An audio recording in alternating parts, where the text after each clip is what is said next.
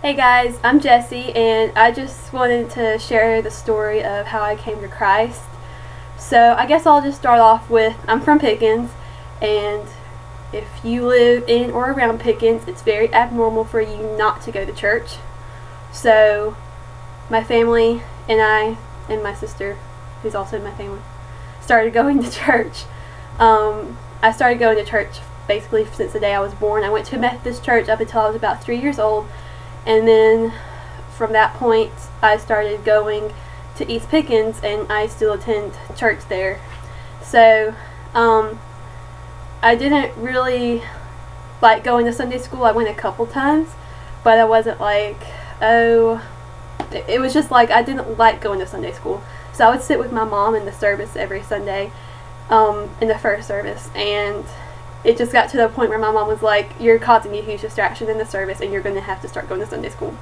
So I was like 7 years old, and my mom said, okay, I'm going to put you in Sunday school and you're going to like it. And so I was kind of like pressured into that, but then I started to like Sunday school after a while. But probably when I was about 8 years old, I started asking more questions about God. And so I was just very curious, and like I knew all the Bible stories. I knew that he died on the cross to save our sins, but I didn't know, like, you know, how I could have a relationship with him. So I started asking my Sunday school teacher, and I started asking my parents, and eventually one day I remember a couple of the kids in my Sunday school class started getting saved. And so then I was like, oh, everybody's getting saved, I'm going to get saved too. And so I said my little prayer one day. I think I was in school one day, and I said my prayer, and then I ran home from school. And I was like, I went to my mom and was like, Mama, I just got saved. And, you know, everybody was really happy. And then, remember, I went up in the front of my church and told everybody in the congregation one Sunday morning. And so, that was that. So, I went to the discovery class and, you know, got to learn a little bit more about what salvation meant.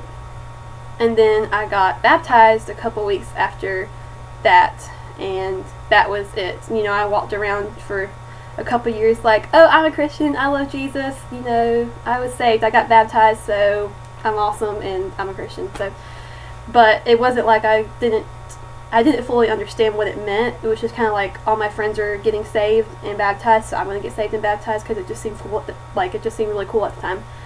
So it was probably as I was entering the youth, I started playing the drums for the youth bands, and you know, they always did like devotions before practice, and then after practice they would pray, or you know, and it just kind of got me wondering. And because of those, you know, Bible devotions, I was learning more about the Bible stories in the Bible, learning more about God. And so then I was asking even more questions, and it was like because of those experiences that I had in the youth band, you know, I started growing closer to God, I felt, you know, and I started, you know, trying to walk more with God on a daily basis. And I started reading my Bible and praying every day, and just thinking, you know, everything I did, it was like, would God want me to do this, or should I not do this, you know?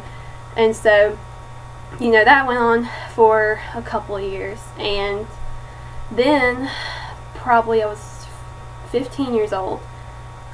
My parents were just having a lot of marital problems. My dad started using drugs and drinking heavily, and so they decided that they were going to get a divorce. And, you know, it was like I didn't know at all what was going on until like one night, and my mom just sat me down and told me absolutely everything that was going on for the past like year and a half, and it was all at once in like this 2-hour increment, and it was just a lot for me to handle. As you know, a 15-year-old, you know, divorce is hard on any child, but you know, some worse than others considering the circumstances of the divorce. You know, I didn't know any of the things about my dad, like that he was on drugs and stuff. Like I didn't, and at that point it was like I didn't really know what drugs were. You know, I knew the basic idea of them, but it wasn't like it, you know, it all started clicking together for me, and it just became really hard for me to, you know, do anything. I was constantly depressed, and then there were times where I was just really angry and I didn't know what to do. And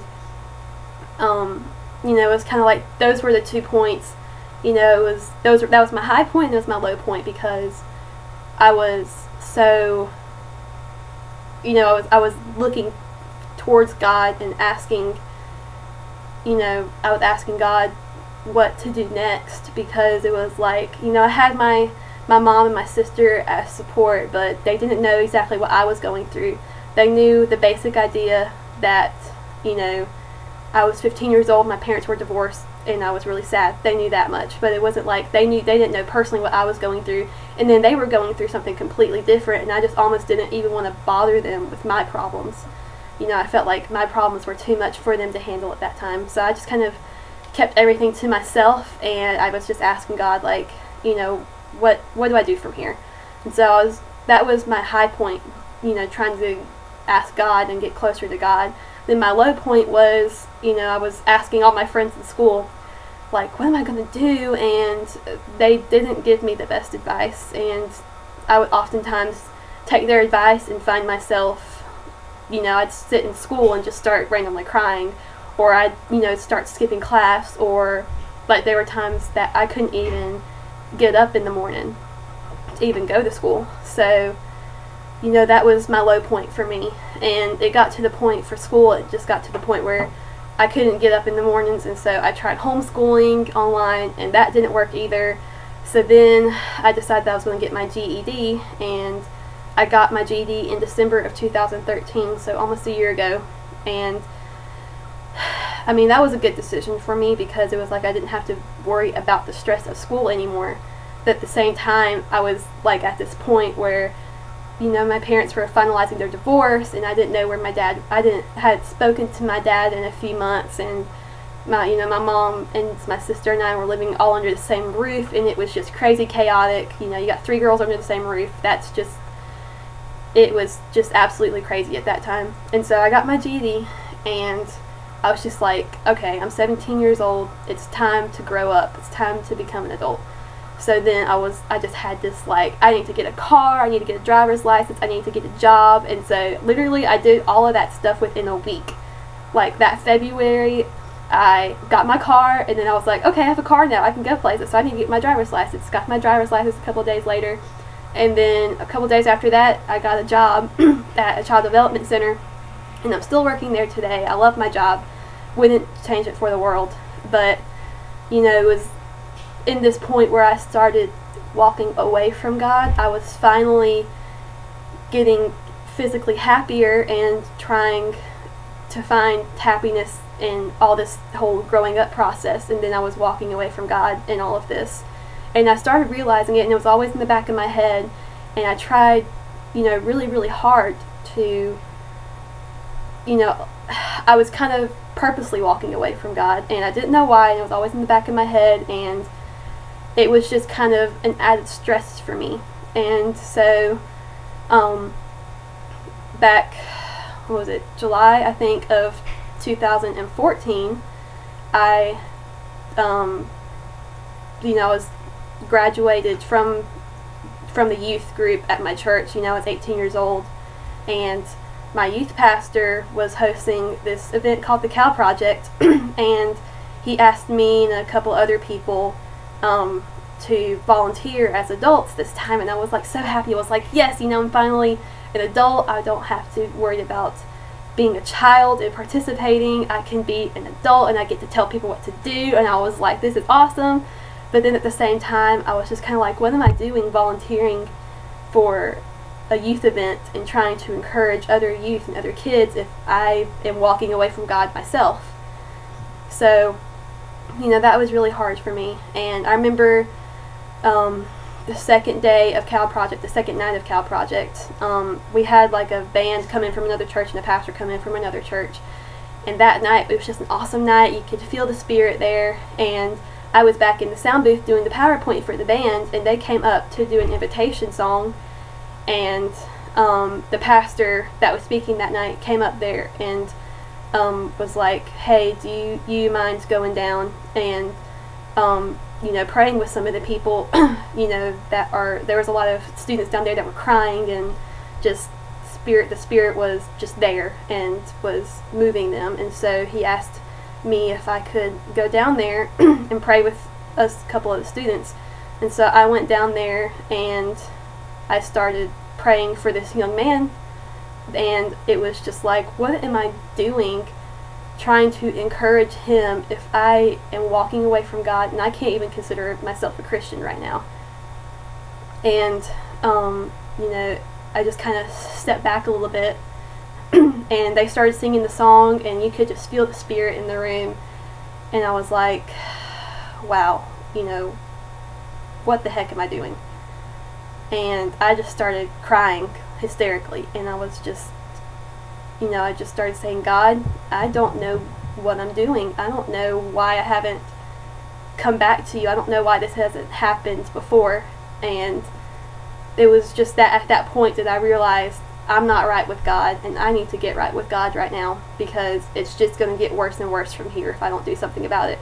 And so I finally just sat down and I said, I was just, God, I'm at my lowest point right now. I have walked so far from you, and I don't want to be far from you anymore. I want to be your child again. And you know, I just started praying. I prayed for like 15 minutes, just sitting there in that chair with the Spirit moving in the room. I just sat there and prayed, and it was like I said amen, and it was like this feeling of redemption and salvation, and it was like a feeling I had never felt before. And I just started crying. It just made me start crying more, and I was just crying so bad. And then our youth pastor went up on the stage and was like, if you need prayer, or if you made a decision, I would like for you to come to the back so that we can pray for you. And I went back there, and I had one of my best friends back there with me, and I was just crying so hysterically. And I think she may have thought that I was just crying because of the Spirit moving in the room, but I was crying so hard that I couldn't even tell her that I had just rededicated my life to Christ. It took me like a good 5 minutes to calm myself down. She's sitting over there. And I went up to her and I was just like, I just got saved. And she was like, that's awesome. Like, you know, she was so happy. And everybody was just sitting there praying, and, you know, it was just like, oh my goodness, why didn't I do this before? Like, I have been living this horrible lie for years, and I'm just now doing something about it. Like, why was I so stupid? And that following Wednesday, after the Cow Project, our youth pastor asked for any students that wanted to come up and share, you know, a story from the Cow Project. And so I went up there, and for the first time I shared my new testimony with everybody, and it was awesome. It was the first time that I was able to tell everybody that I finally am now walking with Christ the right way again. And, you know, God has definitely shown me His blessings every day. I'm attending college now at North Greenville University. Go Crusaders. And He continually shows me His blessings. You know, even when I get stressed or upset or sad, I even try to find the happiness, and I was never able to do that before. So, yeah, that's my story. I hope I was able to encourage all of you guys.